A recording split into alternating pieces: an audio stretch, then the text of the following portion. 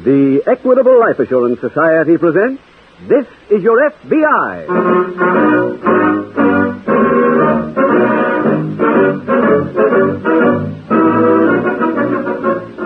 This is Your F.B.I., the official broadcast from the files of the Federal Bureau of Investigation.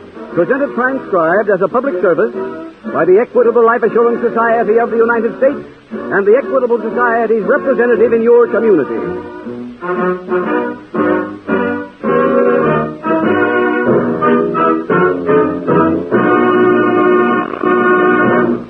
The Equitable Life Assurance Society has nearly 8,000 trained representatives from coast to coast, serving more than 4 million members. Tonight, one of our Equitable Society representatives has a brief message on Social Security. Because of recent changes in the Social Security law, about 10 million new Social Security numbers are being issued. What's more, those who have old numbers receive greatly increased benefits. So this is a good time to look at your financial situation, to see what lies ahead for you and your family. You'll get a lot of help in this job from the Equitable Society's famous fact-finding chart for fathers and mothers. Listen carefully in about 14 minutes when Mr. Keating will tell you more about Equitable's fact-finding chart and how it can help you.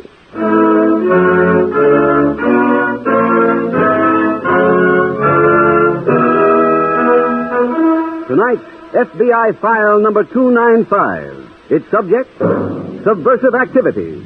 Its title, Communist Agent.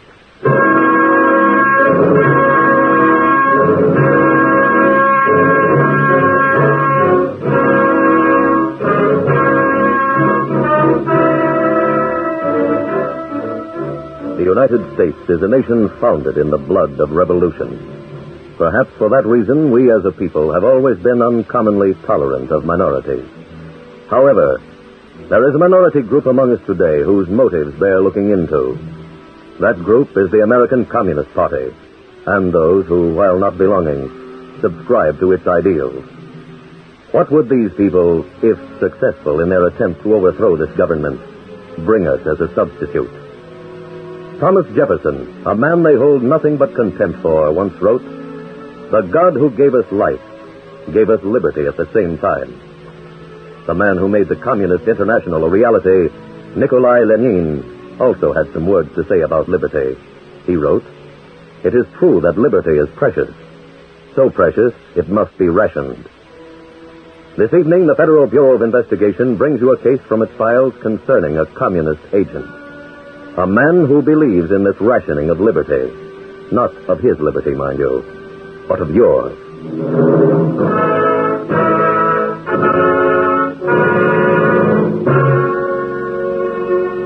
Tonight's file opens on the stairway of a modest apartment house located in the downtown section of a West Coast city. It is late afternoon as a tall, well-dressed man climbs to the third-floor landing. He walks down the hall to the door of apartment number 7. He knocks. Receiving no answer, he tries the door, finds it open, and enters.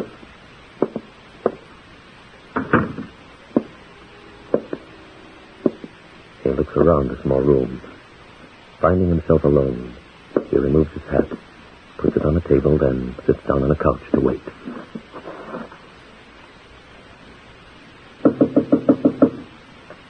Mr. Burns. Mr. Carter? Yes. Package from Powell's department store. Sign here, please. Mm-hmm. All right. Thanks. Careful, it's heavy. I got it. He places the package on the mantel and returns to the couch. 10 minutes, 20 minutes, a half hour passes. Suddenly, the apartment door opens.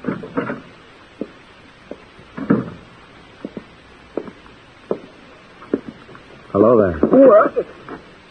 Are you Bruce Carter? That's right. My name is Jones. What are you doing here? I've come to see you. How did you get into my apartment? The door was open. Look, who are you? What do you want? Do you know a George Graham? Lives in Canada? Yes? I was just up there, saw him. He said to stop by and give you his regards. How did he know where I live? I wouldn't know. Mr. Carter, you work for a shipping company, don't you? That's right. Why? Well, George said to remind you about your Aunt Mary. She's not feeling very well these days. Oh. Care to talk about her? No. Not today. Very well. Will you be at your office tomorrow? Yes. I'll call you there.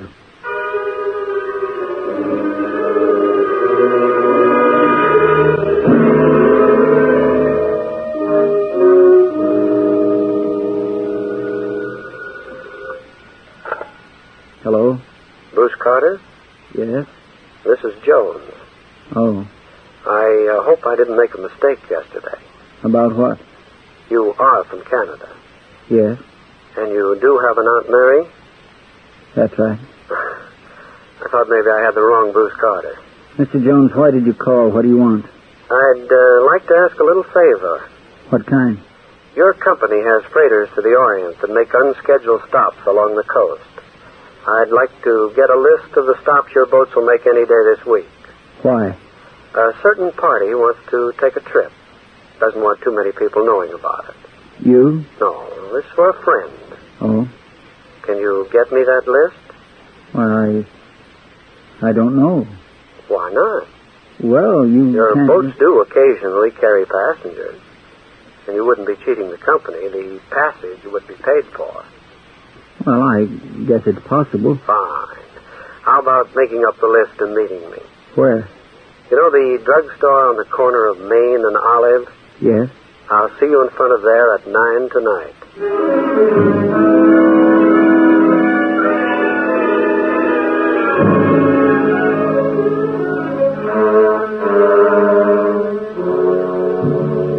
The following morning at the local F.B.I. field office, Agent in Charge Webster interrupts his conversation to introduce Special Agents Taylor and Grayson to his visitor. Taylor, Grayson, this is Mr. Carter. How do you Hello, know? Mr. Carter. Mr. Carter, I'd like you to tell these men exactly what you told me.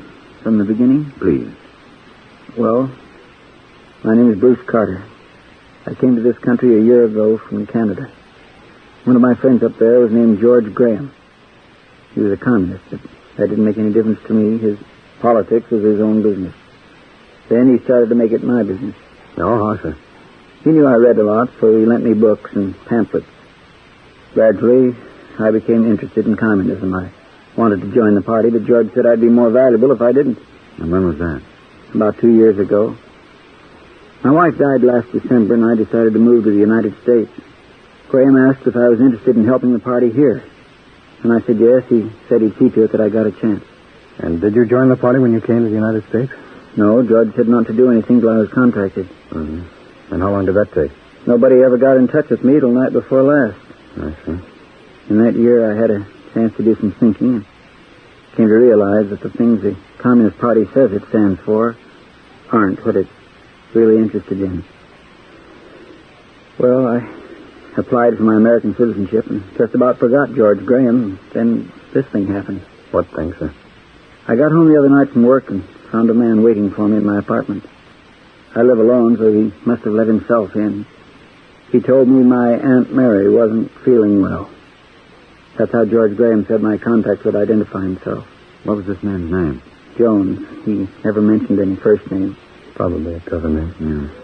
What did he look like? Oh, he was tall with dark hair. I don't know. There wasn't really anything about him you'd remember. Mr. Carter works for the Green Star Shipping Company. They run freighters all over the Pacific. He got a call from this man, Jones, at his office yesterday. He wanted a list of the unscheduled stops along the coast that the freighters will make this week. What for? Jones wants to get somebody out of the country. He didn't mention any names, so I can't tell you who it is. And what was your answer, Mr. Carter? I said I'd give him the information last night. We were supposed to meet in front of the drugstore at Main and Olive. Supposed to. Didn't he show up? I don't know. I never even made up the list. I said I'd do it just to get rid of him. Well, he'll probably call again. That's why I came here this morning. I've advised Mr. Carter to play along with Jones and keep the next appointment. If he does call back, Taylor, you and Grayson follow through.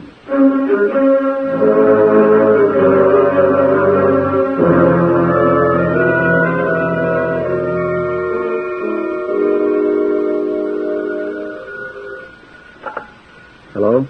Bruce Carter? Yes? This is Jones. Why didn't you show up last night? Our date was for tonight. Last night? Oh, I guess I misunderstood. Oh. You've got the list?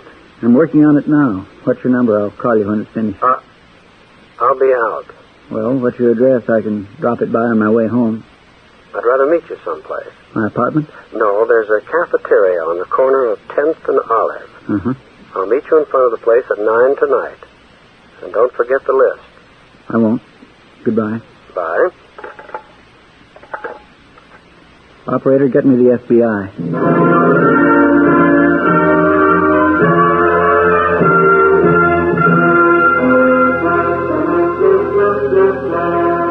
That night, two men sit at a table near the large plate glass window of the cafeteria at 10th and Olive. Each has a half-empty cup of coffee in front of him. The two men are Special Agents Taylor and Grayson. Another cup of coffee, Kurt? 14 as far as I can go. Too bad we can't get a little of it out to Carter. Poor guy must be half frozen. Yeah. Been out over there 2 hours, huh? Beginning to be one of those cases, Jim. Yeah. He's got a name that's probably an alias and almost no description. Time element's what bothers me, Kurt. This Jones wants to get somebody out of the country, so he takes a long-shot gamble and tries to work through Carter, about whom the party really knows very little. That means that somebody must be hot. Mm-hmm. And if they don't get him out through Carter, they'll switch to some other contact. Yeah. Well, I doubt he'll show tonight. Oh, I guess not. Come on, Kurt. Go ahead. Thanks.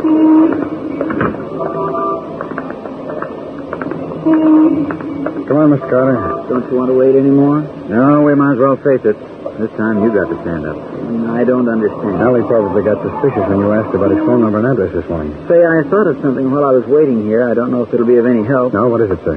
I noticed a package on the table in my apartment that night after he visited me. I thought maybe he left it by mistake. It turned out to be mine. It was an order from Powell's department store. You didn't know it was there? It wasn't when I went to work that morning. How long was this Jones in your apartment before you came home? I don't know. Well, he could have accepted that delivery. Yeah. He must have. When the janitor takes anything, he always holds it till he sees me. I see. Well, if Jones was there when the package came, whoever delivered it might be able to give us a description. Fred, let's start working on that first thing in the morning.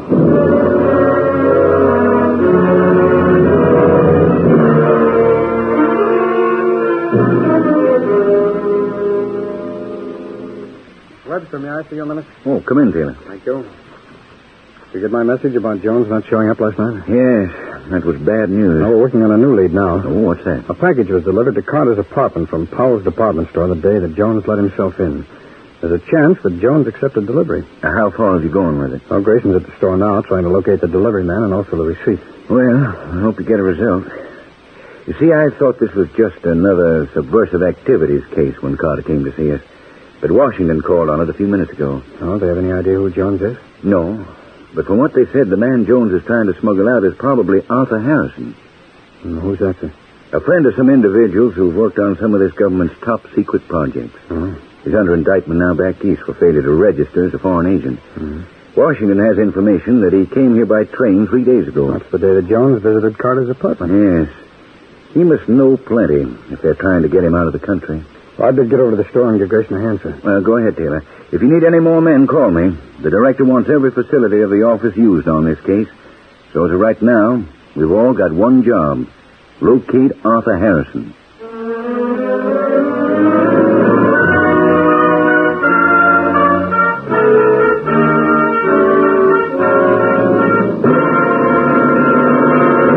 We will return in just a minute to tonight's exciting case from the official files of your F.B.I. And now a short message on Social Security from our sponsor, the Equitable Life Assurance Society. Last August 28th, the President signed the revised Social Security law, increasing benefits by 50 to 100% and bringing 10 million additional persons into Social Security. On September 1st, the revised law went into effect. What is there in it for me? How does it affect my family's financial future? Those are questions that millions of Americans are asking themselves these days. To help you arrive at an intelligent answer, the Equitable Society has revised its famous fact-finding chart for fathers and mothers. When you get this chart, you imagine that the regular income of your family has been suddenly cut off by the unexpected death of the breadwinner. What happens then? What monthly income will be required to keep your family from breaking up?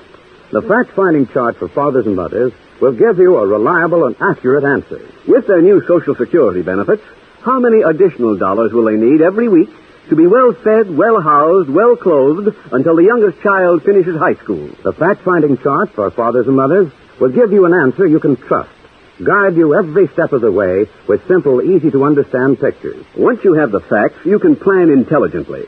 Chances are that with your present life insurance and your new Social Security benefits, only a small amount of additional life insurance will mean complete security. Your Equitable representative will work out a sound program. Ask him for the revised fact-finding chart for fathers and mothers. No charge, of course. Get in touch with your Equitable representative soon. Or write care of this station to the Equitable Life Assurance Society of the United States.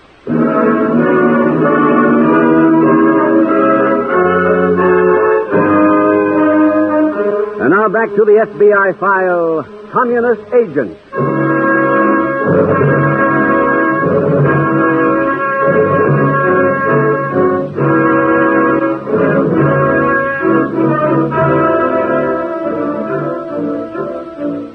Perhaps the most tragic fact about tonight's case from the files of the Federal Bureau of Investigation is that Don Crawford, which is the real name of Communist Agent Jones, and Arthur Harrison, the man he is trying to help flee the country, are both Americans.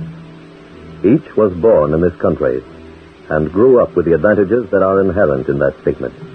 Yet, each became a communist and adopted this foreign ideology. Why? In their cases, as in so many others, the answer goes back to their younger days, when the doctrine was first taught them. Each joined a cell of the party before his 21st birthday, a cell made up of other young Americans similarly indoctrinated. You, as an individual listener to this program, might be asking what you can do to help stem the tide, to prevent the communist total in this nation from swelling. There is an answer. Teach the youngsters now growing up more than the 3 R's. Teach them that as Americans, they are part of a people who own the most precious thing in the world, their personal freedom.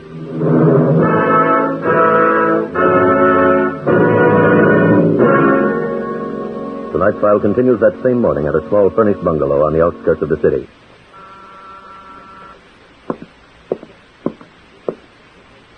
Who's there?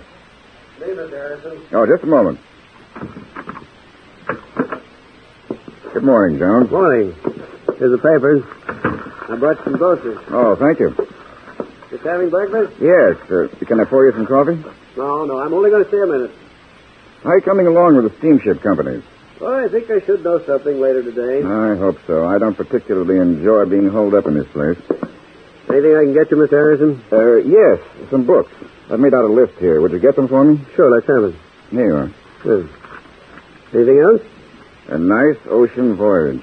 No, we'll get that straightened out. In fact, I better get out of here and go to work on it right now. I'll call you later.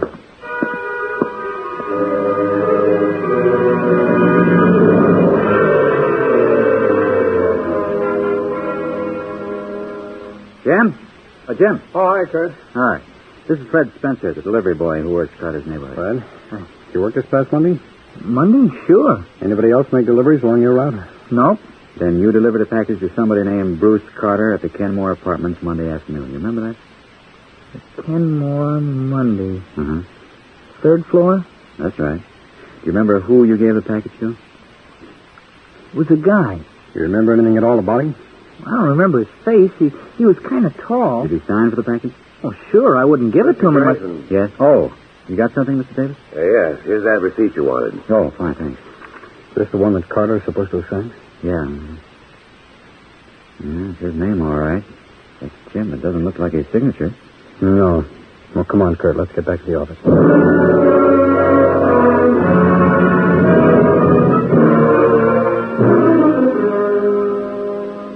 Get anything at the store, Taylor? Yes, Mr. Webster. The delivery man said he probably gave the package to Jones. We found the signed receipt, and Kurt's having it photostated now. You showed it to Carter? Yes, sir. It's definitely a forgery. We got pictures of Arthur Harrison a few minutes ago. Oh? Here. Thank you. Mr. Webster, you said we could have as many men as we needed on this case. It still goes. Well, I've got a theory, and with enough manpower, we might be able to locate Jones. Well, let's hear it. Well, the meeting place he named on the first phone call was Main and Olive. The second was 10th and Olive. Uh-huh. Jones told Carter he had just gotten in from Canada. That would make him a transient, and as a transient, he's probably living in a hotel. We haven't got enough men to cover every hotel in town. Well, how about checking the Olive Street area between 10th and Main? My guess is he made the dates for there because they're close to home. It's a possibility. If Grayson and I got some help, sir, we could inspect the registers of every hotel in that section and compare the signatures with the photostats. Get up your plans, Taylor. I'll have the men report to you as soon as you're ready.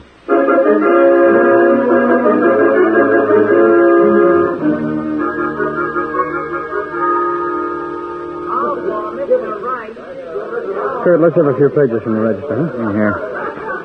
Thanks. Oh, we're running out of hotels. I know, but... Jim? Huh? Look at this one. John Crawford. Where? Oh, yes. Put the photostat next to it. Here. Oh, look, same big curl in the capital C. The R's in Carter, exactly like the ones in Crawford. Yeah. Take clerk. Did you find it? John Crawford. What room's he in? Wait till I look. Crawford. No one in the hotel by that name. He must have checked out. How about a forwarding address? I'll see. Crawford. No, nothing here. Oh, Kurt, we almost had just a minute. We had a large convention here last month, and we had to move some of our guests. I'll move them where? To other hotels. Was Crawford one of them? Wait a minute. Crawford. Yes, Don Crawford. Where did he move to? The Hotel Central. Thanks. Come on, Kurt, let's get over there.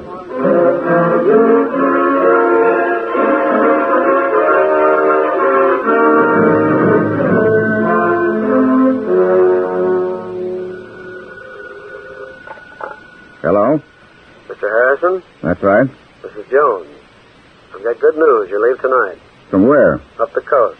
What kind of a boat? An oil tanker. I had you signed on as a member of the crew. The crew? That was the only way. I've got you all the necessary papers. Well, I'll get my car and come right over. Oh, wait. Did you get my books? Yes. Look, you'll have to pack in kind of a hurry. Your boat sails in 2 hours.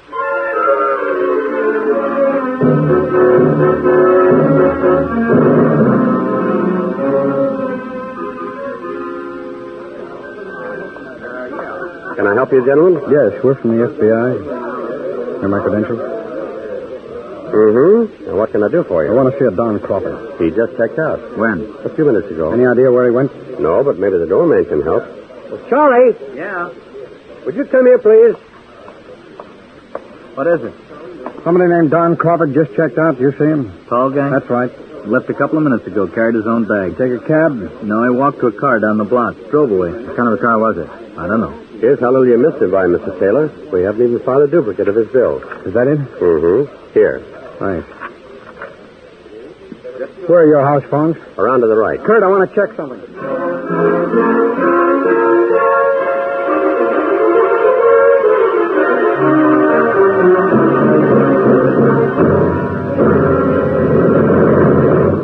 Can I give you a hand, Mr. Harrison? I'll be all packed in a minute. We haven't got much time. Oh, hand in that toilet kit. Uh-huh. Here. How far do we travel to reach the boat? 40 miles. Got everything? Yes. I'll take your bag. Thank you. Go ahead. Thanks. Car's right in front here. What about my seaman's papers? I've got them. You'll only have to work one day and get sick. There's a good sick bay on the boat. Oh, I'll need it. Here we are. Wait till I throw your bag and bag. Now I'll slide in. Just a minute, please. What? You must be Don Crawford. And he's Arthur Harrison here. What's this all We're about? special agents of the F.B.I. You'd both better come along with us.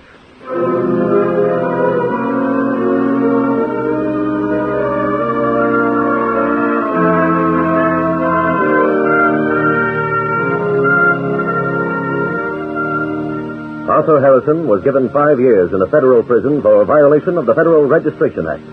Don Crawford, alias Mr. Jones, was sentenced to 6 months in a federal penitentiary for harboring.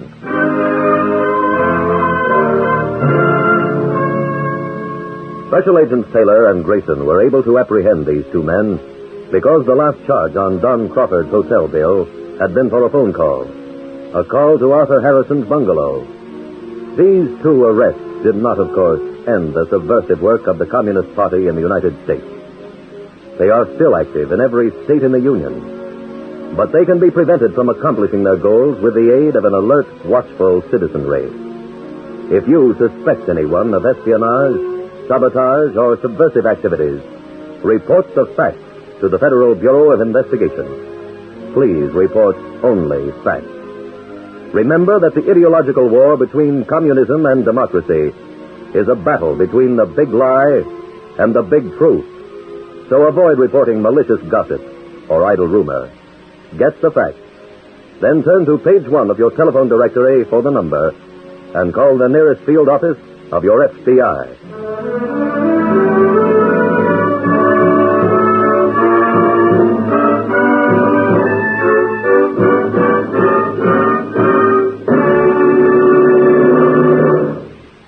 In just a moment, you will hear about next week's exciting case from the files of your F.B.I.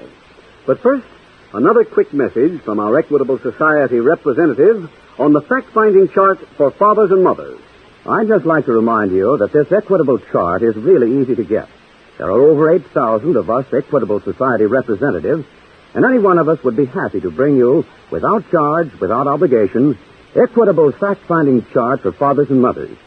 Ask an Equitable man for yours soon. Or send a postcard, care of this radio station, to the Equitable Life Assurance Society of the United States.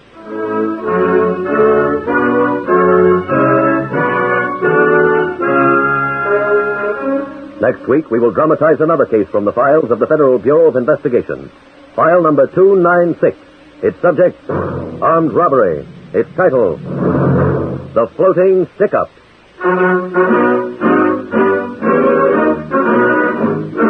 The incidents used in tonight's Equitable Life Assurance Society's broadcast are adapted from the files of the Federal Bureau of Investigation. However, all names used are fictitious, and any similarity thereof to the names of places or persons, living or dead, is accidental.